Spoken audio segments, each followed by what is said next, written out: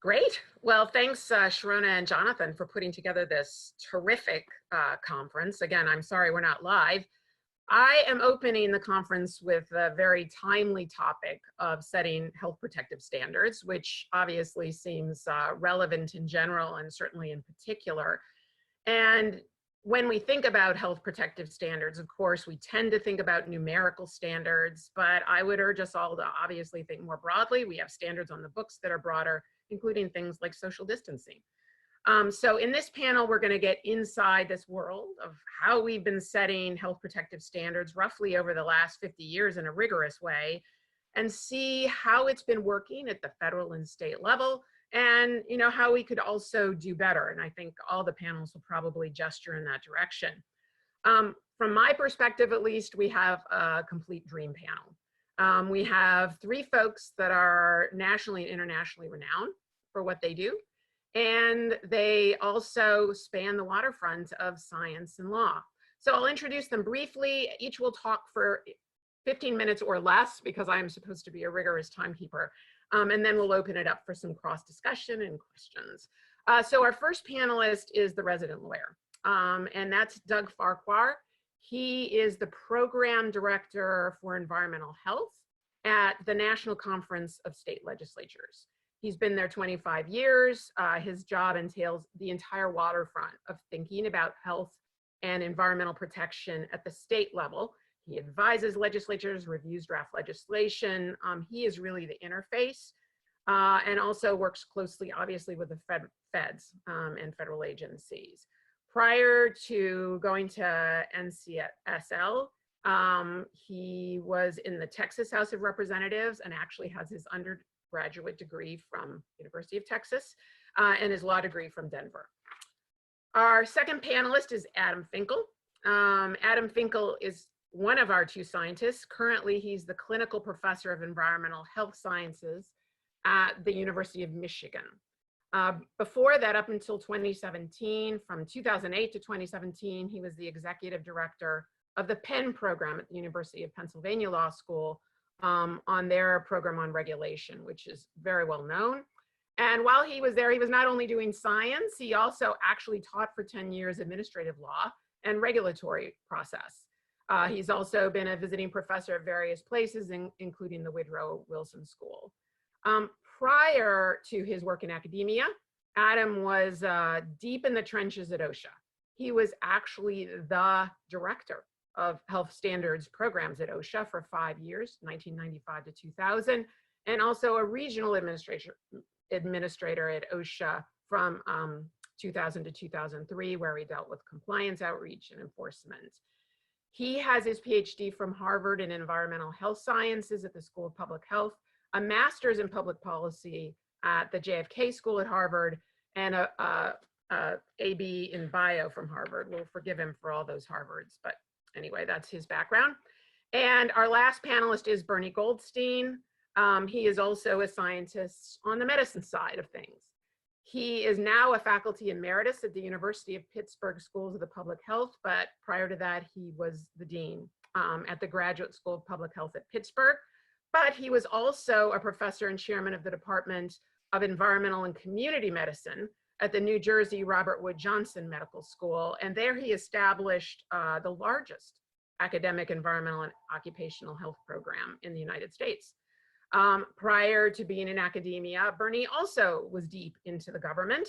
He was actually the assistant administrator for research and development at EPA, and also an officer with the US Public Health Service. So you can see we really have tapped into a gold mine here in terms of knowledge. Bernie, by the way, has his MD from the NYU and his undergraduate degree from University of Wisconsin. So Doug, we'll let you start. I'll be keeping time, and then we'll roll over to Adam and then to Bernie. Great. Hopefully you all can hear me. Good morning from Denver, Colorado. Appreciate the opportunity to speak this morning. I am Doug Farquhar. I direct the Environmental Health Program for the National Conference of State Legislatures, where I provide policy research to the state legislatures and have to spend quite a bit of time trying to discuss and educate people at the at the many levels of government about the possibilities and the limitations that state law has. I'm going to share my screen and hopefully this will work easily. Okay, it doesn't look like I can share my screen. Wendy, do you know how to put up my PowerPoint?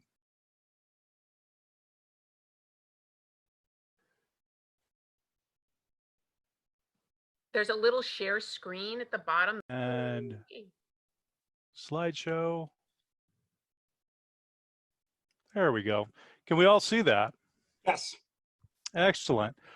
Well, if we are back on again, I'm going to turn over to my first slide here, give you an overview of what policy is. What I consider policy, it consists of the formal set of plans and principles intended to address public problems. It's the tool to encourage or discourage an action or inaction in response to a public concern.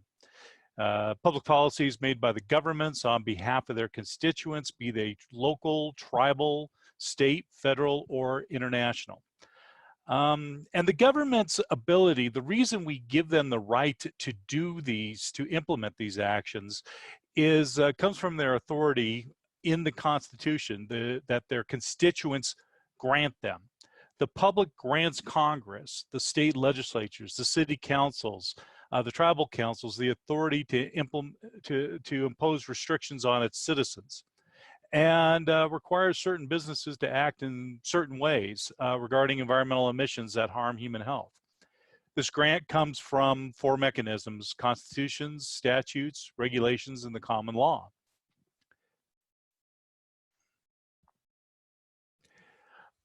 Constitutions, very straightforward. Is the U.S. Constitution is the source of all legal authority for the federal government, and each state has their own constitution, which they can dictate. The key issue about the U.S. Constitution is the term public health nor environment is mentioned nowhere in the Constitution. Much of the federal authority to regulate environmental health emanates from its authority to regulate commerce between the states and its authority to tax and spend.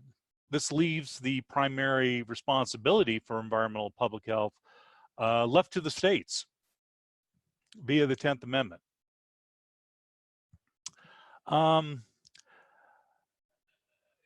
As with the federal government, state and local governments are limited by their own constitutions.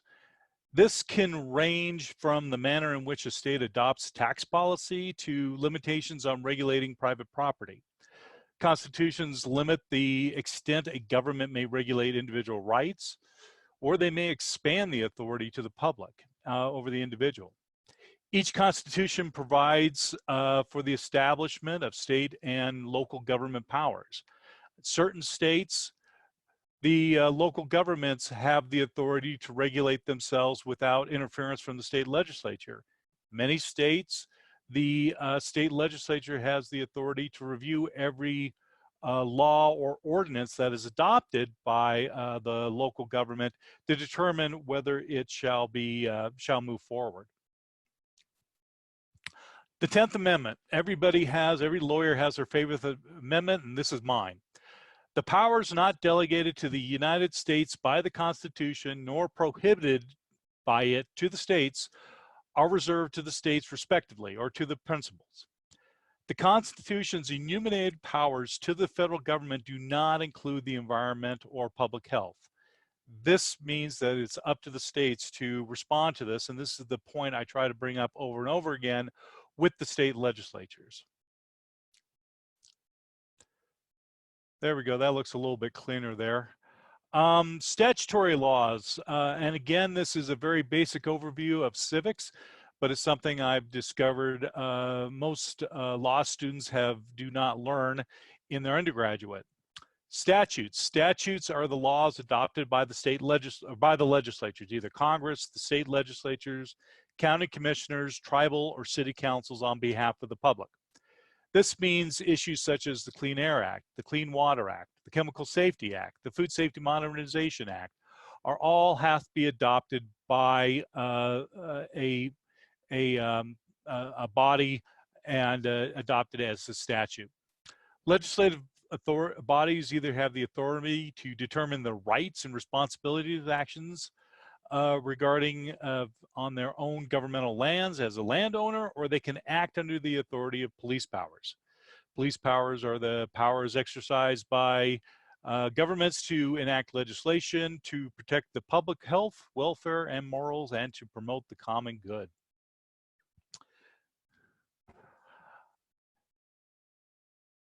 Statutes are the laws and policies adopted by the people's branch of the government. This is the people that are elected that have actually very close ties with the people that they represent. The interesting thing I've noticed is that the closer they are to representing their citizens, meaning city councils or county commissioners, tribal councils, the more progressive the laws tend to be. The further away you are, such as Congress or the presidency, the less likely your laws are going to be very progressive.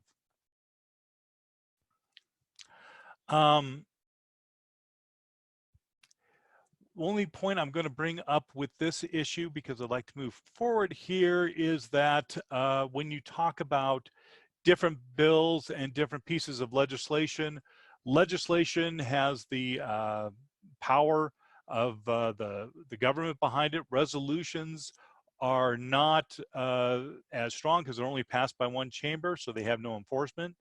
The appropriations law simply states forward how the state or the government is going to spend the money, its tax money.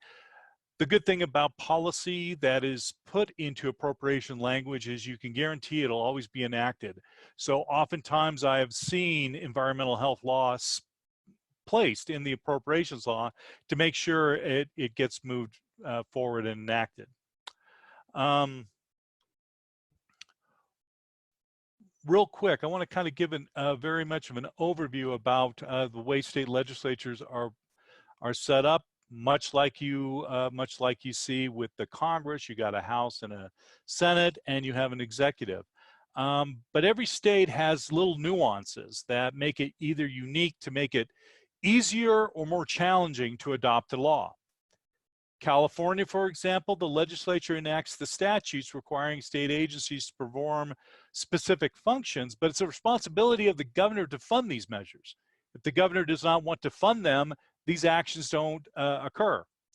In Colorado, the legislature does not have the authority to raise taxes or expand the state government without such actions being subject to a popular vote. Nebraska, it only has one chamber. It has the Senate. North Carolina and Texas, they limit the governor's authority. All the statute and budgetary decisions are made by the legislature in that state. 8 states, the legislatures meet year-round. In 4 states, they meet every other year. Every one of these nuances make it either easy or more difficult to pass a state statute. With the legislative process, the interesting thing here is after you have gone through all this effort, it is designed to really not work, which is one of the interesting principles that the founding fathers have, because it is such a complicated process, meaning it has to be introduced by a legislative member. You have to have testimony on the bill. You have to pass the bill before one chamber, before moving over to another chamber to have the same thing happen again. And then after this, the whole thing may be vetoed by the executive. So it's extremely difficult to get a law passed. Adopting a law is a very lengthy process. And the important thing that we often fail to recognize in the public health community is that there are many advocates involved with many stakeholders involved with any sort of law. So even though we may have solid evidence to say we should be doing certain things to promote the public's health, there are also business interests that have different attitudes. They have consumer groups. We have different groups of the medical association, different groups of public health associations. They all have a say in this. And so therefore it becomes very difficult for state legislatures to adopt a single rule or policy, because you have to mitigate the terms of all these different interests. Cooperative federalism. With all major federal environmental laws, these all have been adopted under the concept of cooperative federalism. This entails the state legislature enacting a law that says if you meet the basic provisions of the federal act, federal government will allow a state agency to act in its place in lieu of the federal agency. If the federal government agrees that the state law will be as protective as, or no less stringent than, or at least as stringent as the federal law and provide adequate enforcement, then the federal agency will delegate the program to the state. For a state, for environmental law, the agency agrees not to administer and enforce into the state.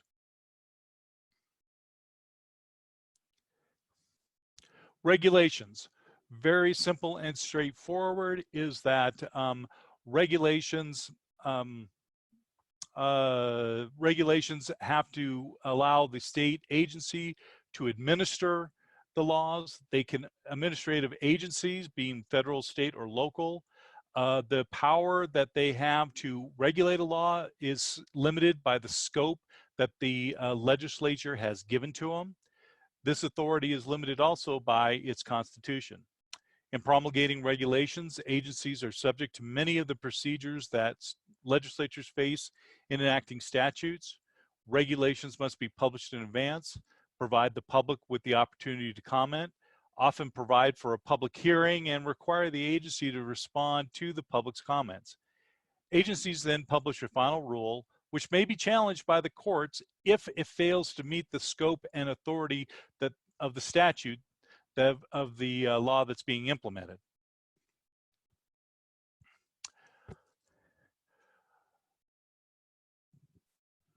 Legislature, federal regulations, regulatory environmental public health agencies are resource intensive. They require staff to implement the requirements of the law, as well as staff to ensure enforcement. Enforcing laws requires oversight of record keeping, monitoring of actions, identification of violations, and prosecution of these actions. So therefore, they are very resource intensive. Non-regulatory agencies, and these are agencies such as the CDC, ATSDR, NIOSH, they are the laws that they are non-regulatory. They provide guidance, they provide research, but they are not anywhere near as resource intensive as the regulatory agencies.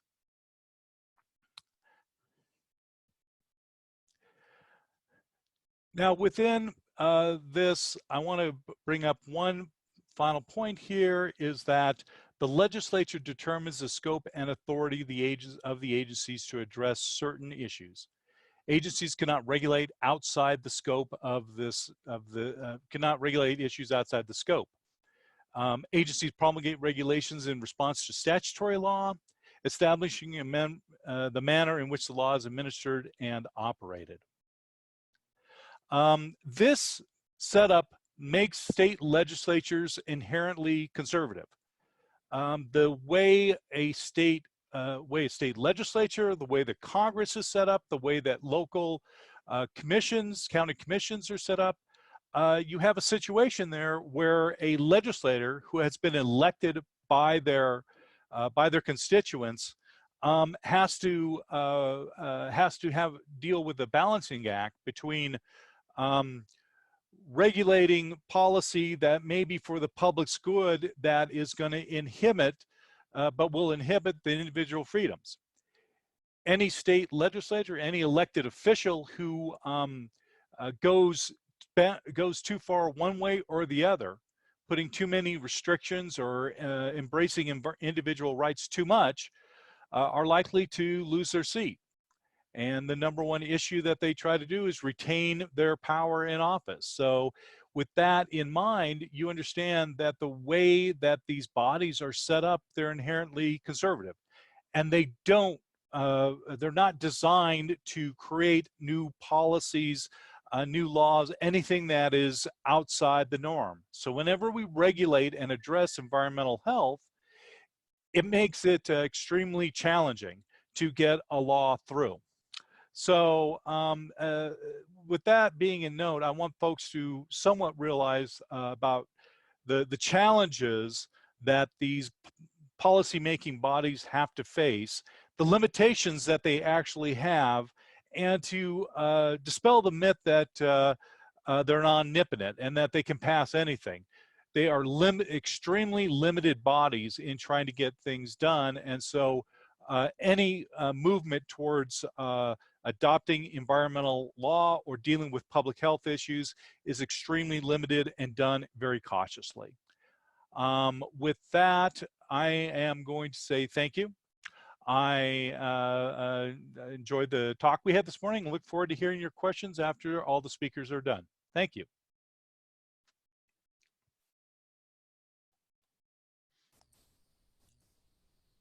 Okay, Doug, I'm being told I can't share until you stop sharing.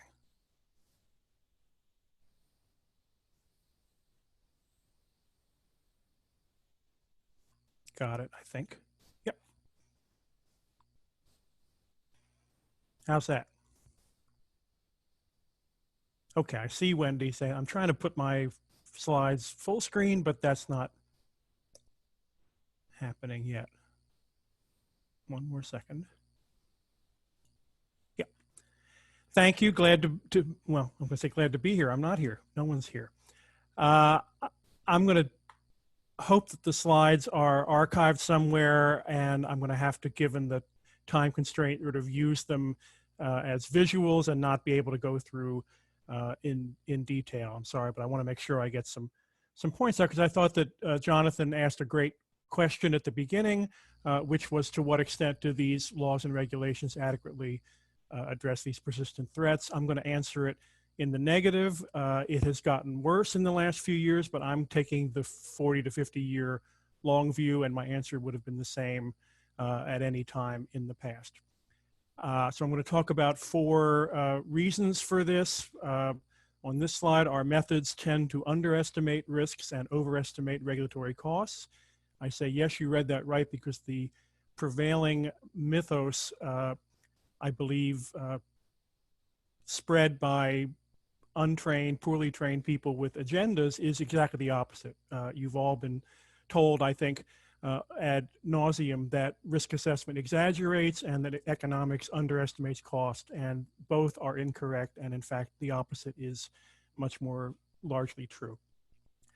I'll talk briefly, because this is really not for scientists, on number 3. I have some concerns about more recent changes to bias the science and not to admit its limitations. I skipped one, number 2. I want to talk a little bit about what I think are silly policy reforms, in quotes, that exacerbate this costs of inaction exceed the benefits of action problem. And if I have time, I want to talk, segueing on what Doug said, to the issue of agency power and what others, and now I am calling, learned helplessness in the agencies. And if I have time, I want to talk about 2 improvements beyond my agenda of making analysis great again, which would really be great for the first time, that we ought to try to think more about regulating based on tangible human suffering, both physical suffering, disease and death, and economic suffering, rather than continuing always to focus on total benefits and costs, which often are dominated by very small, very diffuse, and very inchoate benefits and cost. And then I've been evangelizing for some years, and Bernie's been a great supporter and critic of mine on this, that maybe we should stop dissecting problems so much and put risk assessment in the role more of both comparing solutions, but also proffering more ambitious solutions than we've been willing to contemplate. And I hope to have time for one example of that. So, of course, I could go for hours on the failures of the agencies to achieve their goals over 50 years, but there's no time for that. Here's just one slide from the workplace, which I won't have time to go through, but showing that the OSHA exposure limits for hundreds of substances are so bad and so out of date that in almost every case, whereas EPA has been striving and often not reaching the 1 in a million excess lifetime risk of death benchmark, OSHA is almost always above the 1 in 1,000 and often shockingly higher even than that. I want to be sure to say always that no one should mistake my critique for someone who is a fan of the precautionary principle or critical of risk assessment and of cost benefit. I'm a strong proponent of both of those methods. Here are some quotes from friends of mine, Peter Montague and Andre Carruthers, who have said some very harsh things about what I and others do, and I applaud their zeal, and I think they're completely wrong about the best ways to protect health and the environment and balance that against economic costs. Don't have time to do a teaching moment here, but the precautionary principle can be used or misused by anyone. So this quote in the black type is not from the Wingspread statement or the Rio conference or anything of the sort. It is President Bush's justification for invading the wrong country in 2002. Again, talking about this hoax that risk assessment is conservative. I have some quotes from way back in the 80s and 90s about this, and a lot of what I've been writing about ever since has been showing, I think, fairly compelling way that the methods of risk assessment are full of underestimation, and the methods of economics are replete with overestimation. So here's a slide that someone could look at in more detail later, but in the 2x2 table of ways we underestimate or overestimate either one, the red type are the things that are rarely talked about, and the black type, underestimation of cost, overestimation of risk. They exist, but I would assert that they are in toto not as potent, the biases in the other directions on both sides of the ledger. And here's a compendium from RFF, where I used to work, about over and over again, the ex post costs of regulation are dramatically lower than the ex ante estimates, and there's some very common sense reasons for that. Moving on quickly to policy reform. Some of these are more present day and not so much from the last several decades, but all these ideas on the left column have been out there for a while, and I'll just pick and choose a couple of them. So now we're talking, we've actually implemented a regulatory budget. Agencies cannot impose more than a set number of costs, regardless of the benefits they confer. And what I did as a thought experiment was to say, well, you know, for the next administration, maybe, what if we took all of these notions on the left and just inverted them and made them the opposite? Would they be as ridiculous? And my answer is some of them are ridiculous, either framing, but actually some of the ones on the right are more sensible than some of the ones on the left. If you can analyze and fine tune and design regulations so as to have benefits in excess of costs, then a regulatory budget is completely ridiculous and wrong-headed. There should be a minimal benefits budget. Why would we produce a product that makes a profit on every unit and restrict the number of units we can sell? We ought to be making sure that we're always doing some profit making with this analogy. The bottom one, I think, is useful example. We talk about cost effectiveness. We talk about, and we always only frame it as, let's go for the least cost to achieve an arbitrary amount of benefit. And we call that the most bang for the buck, but actually it's the least buck for the bang. And if we wanted to do this sensibly, we would be, again, flipping the framing. We would be looking for the greatest benefit possible without exceeding an arbitrary cost constraint. That would be actually literally the most bang for the buck. And I'll skip this one.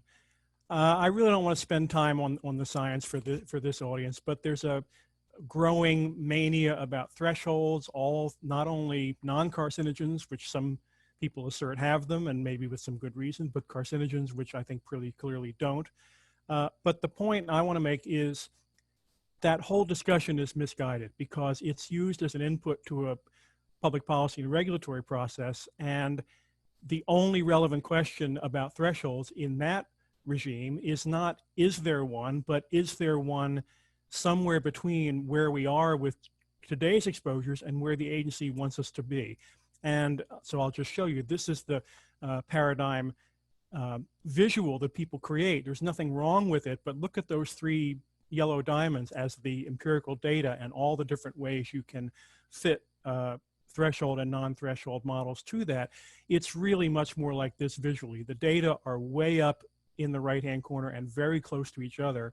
And then the agencies come in and say, and I'm exaggerating a bit by using molecules per lifetime, but they're saying we're exposing people to 10 to the 27th of these. What if we dropped it by a factor of 10 to 10 to the 26 septillions of molecules per lifetime?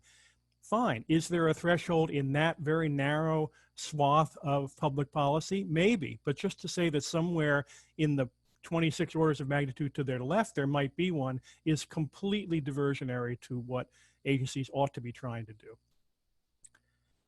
Again, no time to talk about systematic review, but that's another growing fetish in the field, and I have no problem with it other than it's arraying what they say are all the data, but it's got a thumb on the scale that it only looks at new data. It does not look at all of the decades and centuries of data that support the somewhat precautionary assumptions that we've always made, like when you see rats and mice dying of something in the laboratory, we presume that it would happen to humans without compelling evidence to the contrary. There's a database on that that goes back more than a century.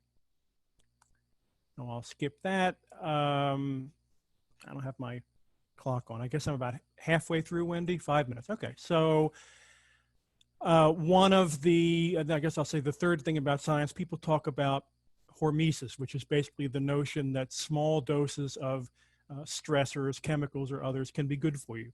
Perfectly valid notion. But again, it's completely oblivious to the world in which we live and that we're trying to intervene through regulation, information, partnerships, and whatever. So here's you can read the text about silly things that people have said about football.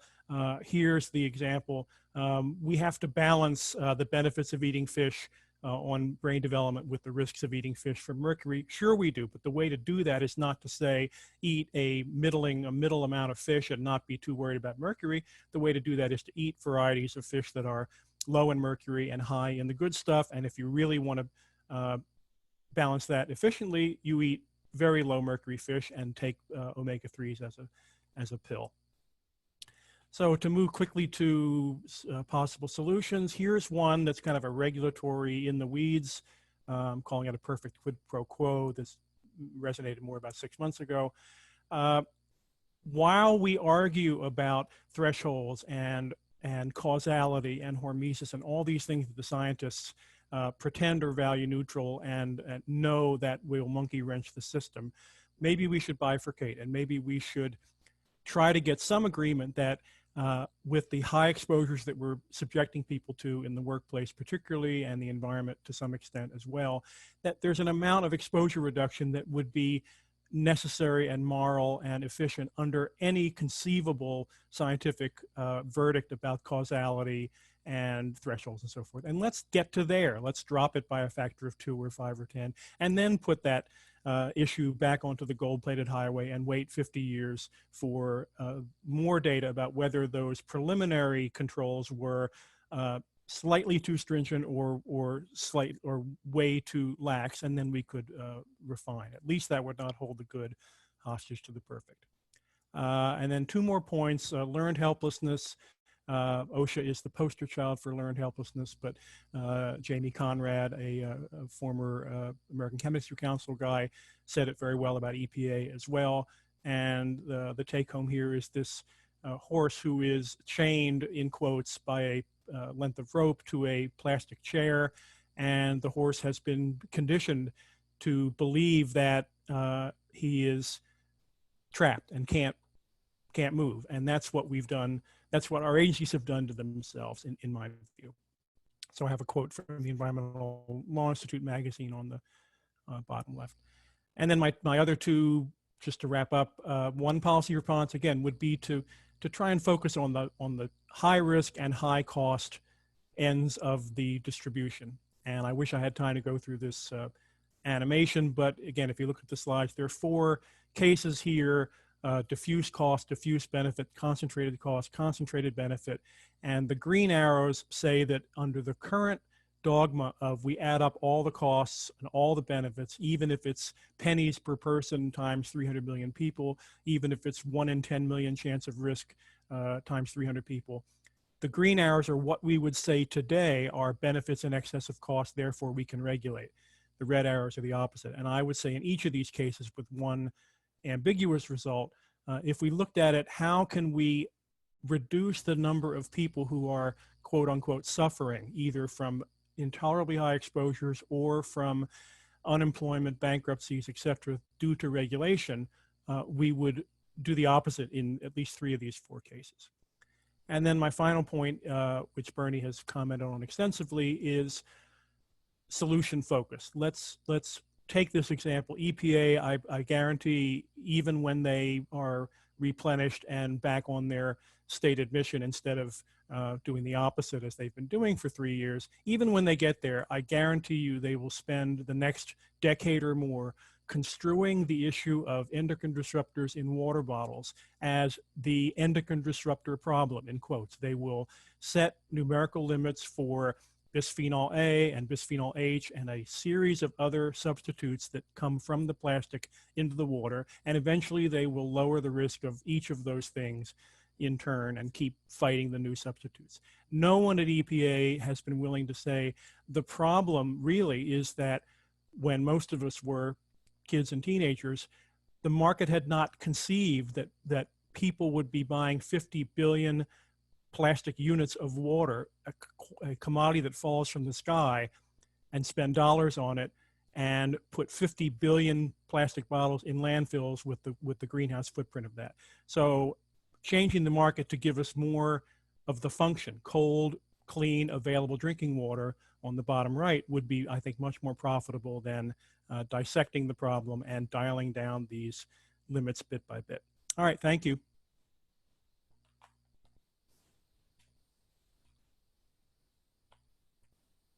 Hi, it's Bernie Goldstein. I hope you can hear me. Anybody want to nod and tell me they can hear me? Yes, good, okay. Thank you. Now I just have to put up my PowerPoints. Can you see that? I'm going to hope you can see that because I can't see the PowerPoints and you at the same time, at least for now.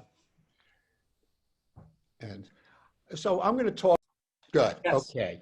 So as Wendy basically told you in the introduction, I'm a public health physician, basically, and have inevitably been drawn into the coronavirus issue. This will pass, however, and when it does, we're going to have to still deal with how best to develop and respond to the problems that have been developed under the current administration about developing science-based environmental regulation. That's going to be with us.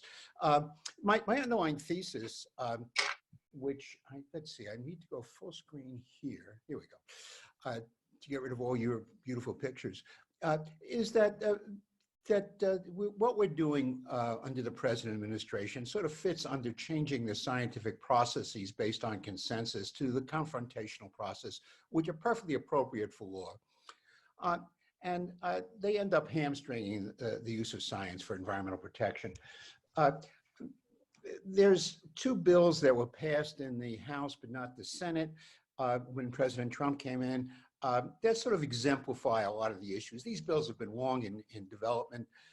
One excludes EPA grantees from serving on EPA advisory committee and makes more room for industry consultants, and I'll talk a lot about the consultant issue. And the other basically throws out any science published in peer-reviewed journals, replicated by 6 other scientific papers that they cannot get the raw data from, which I will argue is basically to turn over to industry consultants. It's important to understand the role of external scientific advisory committees at EPA. Congress has established a lot of them through the years. EPA leadership has initiated others. The total is now 23, unless some have been abolished in the last few days. And EPA through the years has developed internal processes to select advisors with the requisite credentials and to balance the committee membership. But this is now being distorted. The EPA particularly needs a strong and unbiased external advisory process. By having its own in-house science arm, the agency's political leadership can exert pressure to get the answers it wants from the scientists. As a counterbalance, it is necessary to have independent external advisory processes. Otherwise, the administrator is basically the judge and jury on the science, which is not the way EPA has been organized.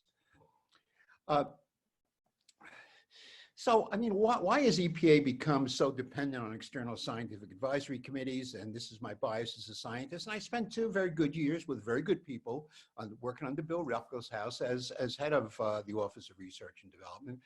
But my impression was that while scientists try to manipulate formulas to match the real world, and if we get the formulas wrong, we'll get a kick in the butt, policymakers at times try to manipulate the real world to match formulas. I've been putting that on slides for many, many years. I left EPA, it's what, 35 years ago. I thought the formulation by Goldman and Domenici in Science last year, and that's a very good paper about what's happening, is really superb. It's science without policy is science, and policy without science is gambling. Some slides I developed when I left EPA was to try to puzzle through the issue of how selection of scientists sort of changed when we went from the consensus process of science toward the inevitable legal confrontations that occur, EPA getting sued from both sides. And the following 2 slides try to capture the essence of a consensus and a confrontational process. Both presuppose that there are a large number of knowledgeable and unbiased scientists who have a range of judgments. Let's say it's about the no observed effect level for ozone, which would be put into the recommendation for the standard under the Clean Air Act. That if we solicited them individually, it ended up in some sort of bell-shaped curve. What we do instead is put together a committee, in this case, the Clean Air Scientific Advisory Committee, and until very recently, its subcommittees, that will then make a recommendation. As you can see, I've got those 6 X's in there to refer to the committee on a consensus process, and they're put together a little more closely than they would be if it was just a random selection, because what we tend to do and what those arrows intend to show is that we tend to huddle together as scientists. Not always, but we don't want to lose our reputation by being the one person who may be wrong about this while everybody else is off somewhere else. Appropriately, for a legal process, there's a confrontation from the same body of scientists who are qualified to respond. You know, the Sierra Club would, for the ozone standard, would pick the 3 X's on the left, the 3 folks on the left, and the American Petroleum Institute would pick the 3 on the right, and they're all good scientists. I'm not saying that they've sold out or anything like that. What's happening at EPA using this same kind of simplified analysis is basically there's been a change in the selection process so that, as you notice, the X's are more to the right, pro-industry side, if you will, of setting a standard. And one of those X's is actually outside the range of people who legitimately should be considered an expert under the previous approaches. There's other issues as well. I mean, the chair of CASAC, of Clean Air Scientific Advisory Committee, is someone who's you know, a knowledgeable scientist, an excellent statistician. He could well be chosen to be on the committee, but never as chair. I mean, his previous statements would basically mean that he would disqualify him from chairing a National Academy or similar consensus committee, or CASAC under any prior administration. And let me emphasize, I chaired the CASAC under Ann Gorsuch, and there's nothing at all that Ann Gorsuch tried to do to CASAC, which is even close to what's happening right now. We're under new territory here in terms of what's happening to the science. So where does this come from? Very simply, and I'll go through this quickly, we just, scientists and lawyers just have very different, they're appropriate, but they're very different training. If you have a moot court somewhere and there's some information that's advantageous to the other side, the student who's in that court will lose points if they give the other side's point of view. You just don't show that information in the hopes that the other side won't have it. You're ready to respond.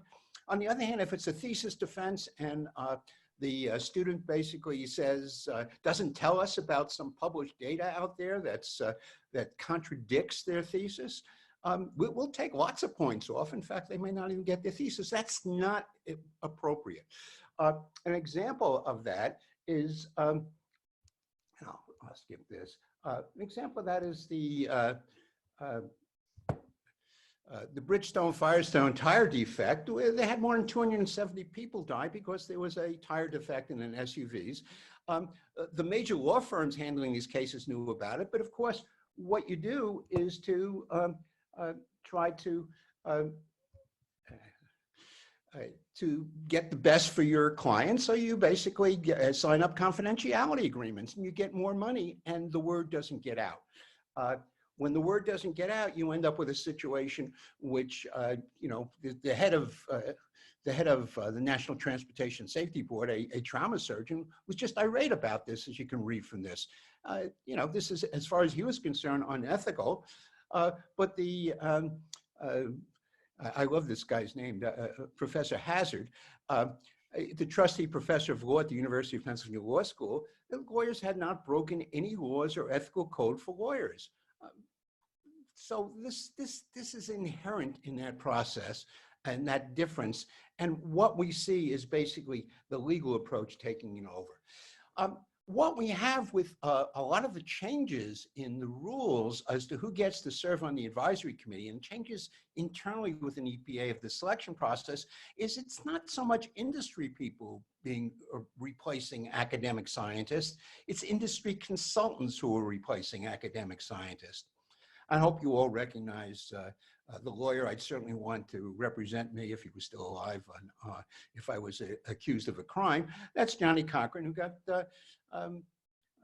OJ off from something that I think depended upon his lawyering rather than on the facts.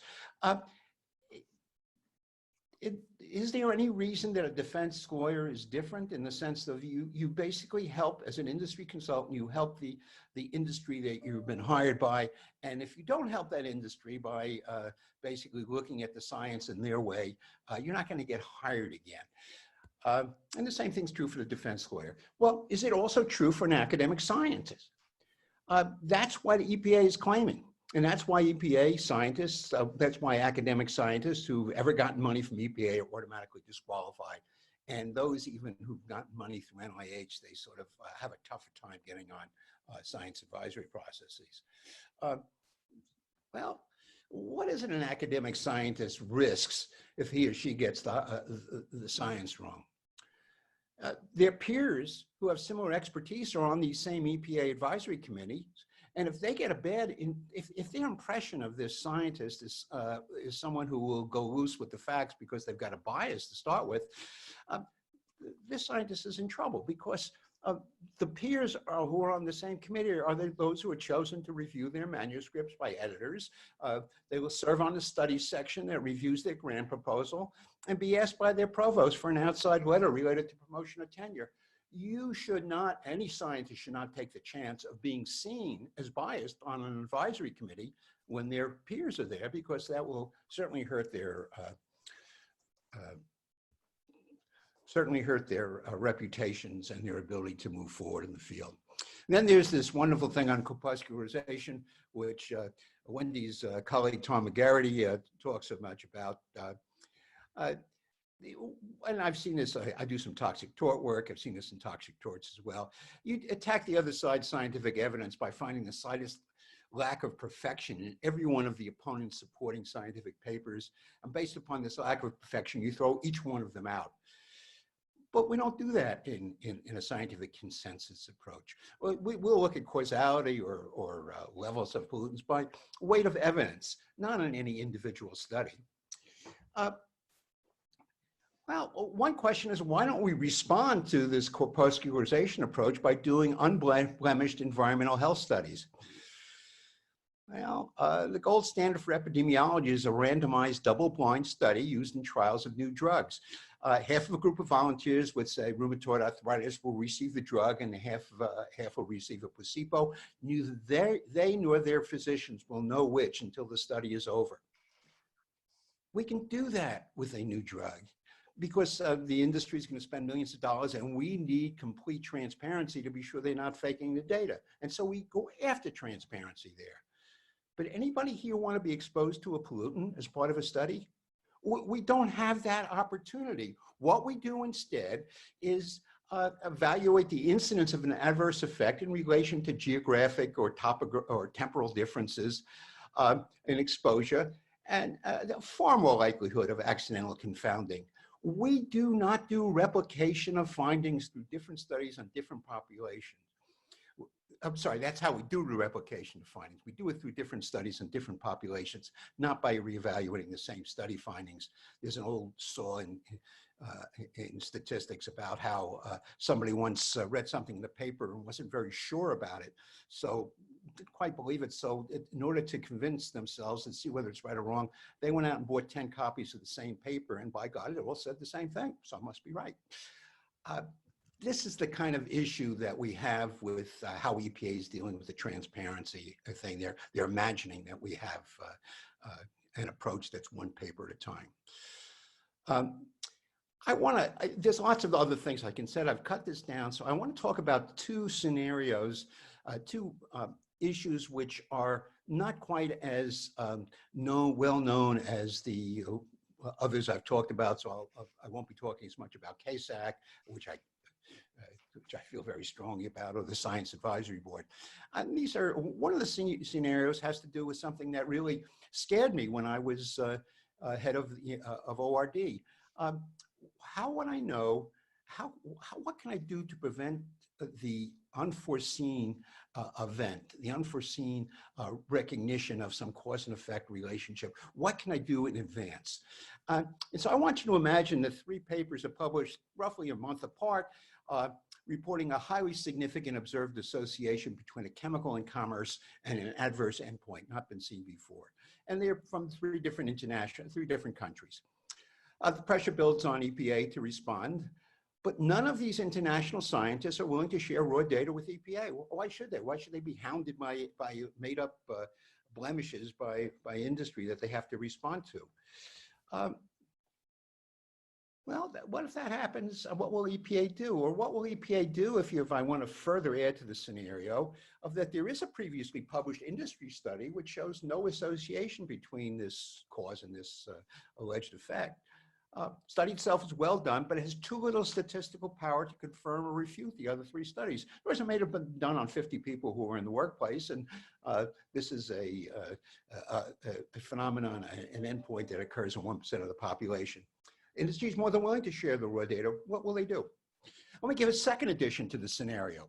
EPA's assistant administrator for R&D has basically gotten word of these studies, or maybe thought ahead about this, and actually has funded through a competitive process some American scientists to go look at this issue, but they haven't gone far enough to do any peer-reviewed publication on it.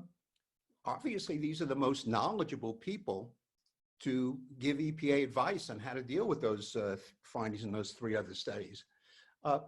But because they are funded by EPA, they cannot give EPA advice. I mean, how stupid is that? Let me add another thing, the environmental justice issue, which has been talked about, but I think needs to be emphasized more, about this whole issue of transparency. Again, imagine a disadvantaged community where there's concern about high exposures to a chemical from a local industry. An industry claims the chemical is harmless. EPA reviews the relevant science, but it's got it restricted to just the raw data studies available. The cost of reanalysis of these studies is in 6 figures, probably. An industry can afford to do it, but can the community? Obviously not. So you're setting up something that's unequal. And that brings up the issue of equipoise, which is something that institutional review boards tend to look at. In other words, the equipoise, simply put, is you won't get approval for a study that is designed in such a way that it can only show that women are smarter than men. It can't show that men are smarter than women. It's not an equal thing. You'd have to go to this IRB to get approval to have your study, to turn over your raw data to the EPA, because it's now part of a regulatory process.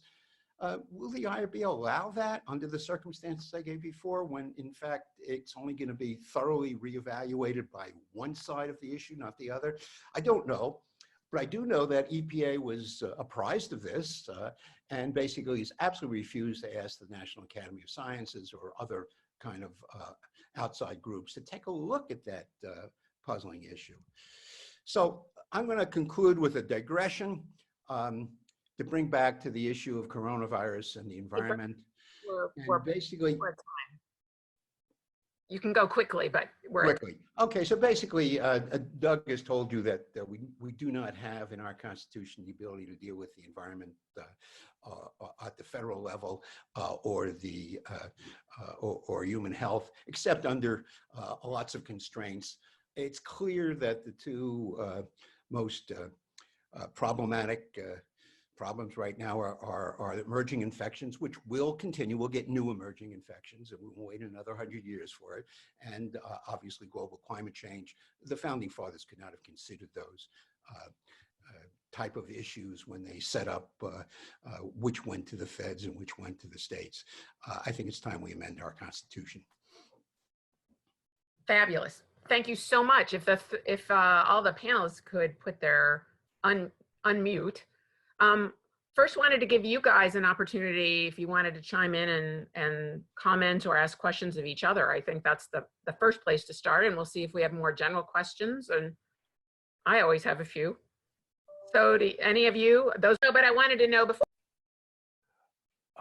You know, just one point I'd like to bring out after hearing Adam and Bernie is that we see a lot of states adopt standards that are different than EPA.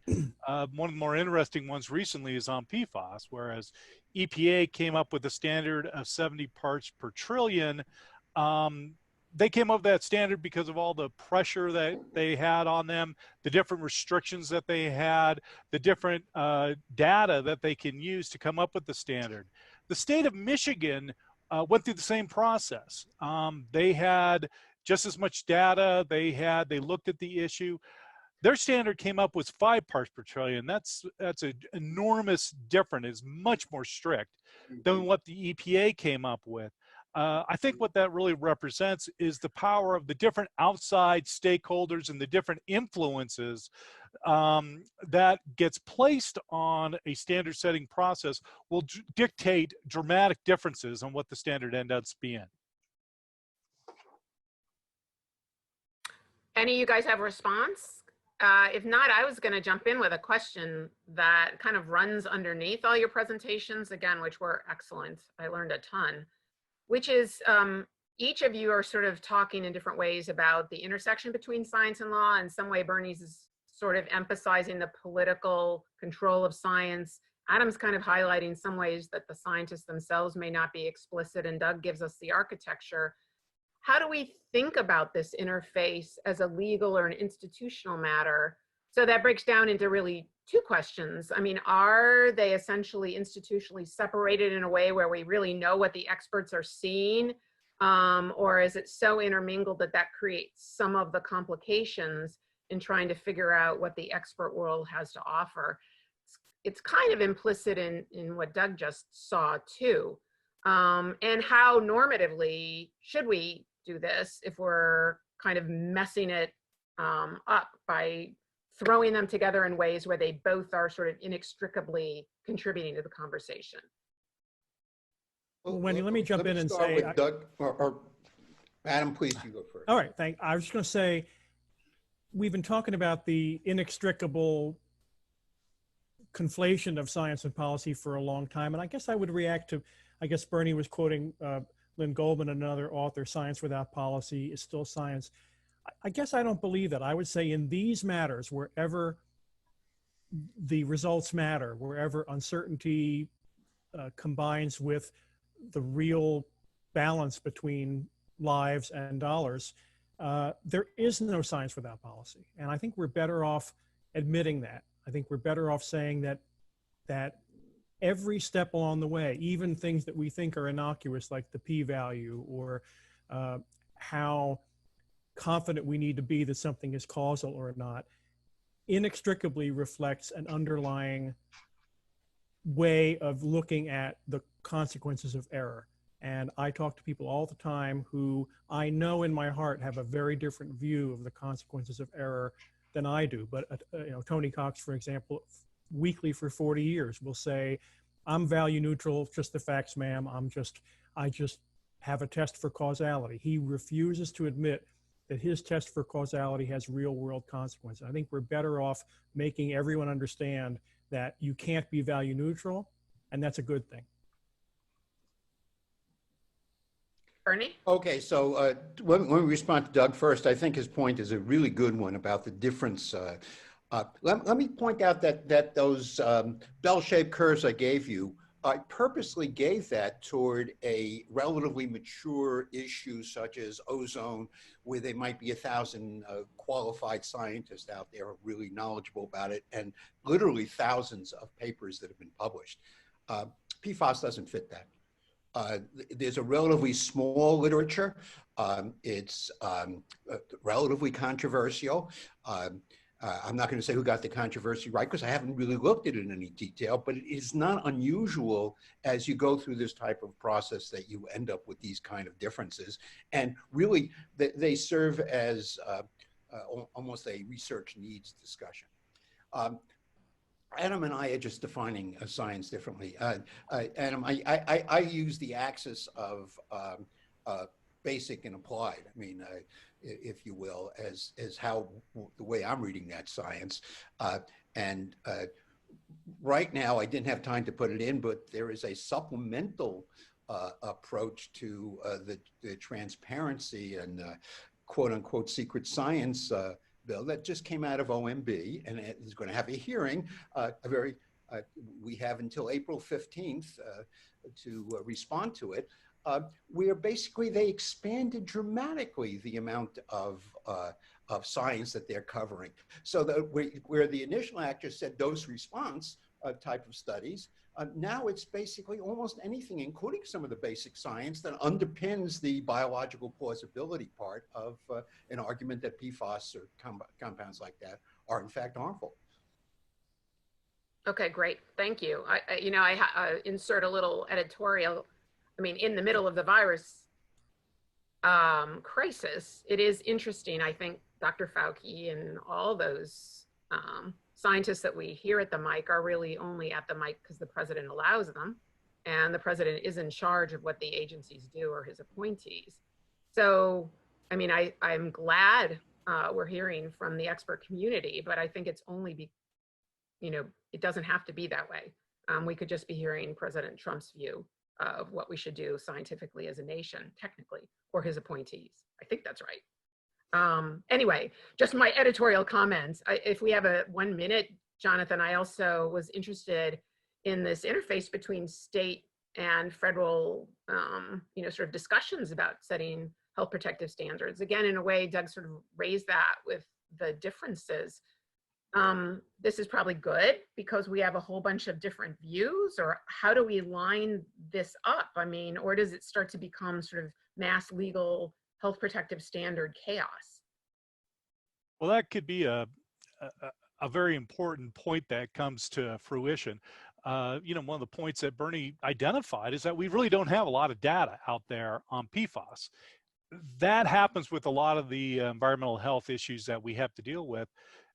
We still have to do policy on it. And, you get a situation where EPA, the states, industry, everybody comes up with incomplete data because, we just don't know what the long-term impacts are. And PFAS is a very good example because in 1960, this looked like the wonder chemical. And in 2020, it is, you know, one of the more problematic chemicals out there, and we now have to figure out how do we have to address it. There are many. There are going to be different points that come in. I think one of the points that I'm seeing is that, you know, as Bernie has identified the limitations that have come up to EPA, that I'm seeing less and less respect emerge for EPA standards, because, you know, people are questioning it more and more. Are these legitimate? Are these science-based? Is this something that is really, you know, really unbiased data that we're dealing with here? A very good point. I couldn't agree with you more. I guess that's a nice note to end on, and also be on time. But thank you three. Those were outstanding presentations, and they fit together beautifully. So thank you. Thank you very much.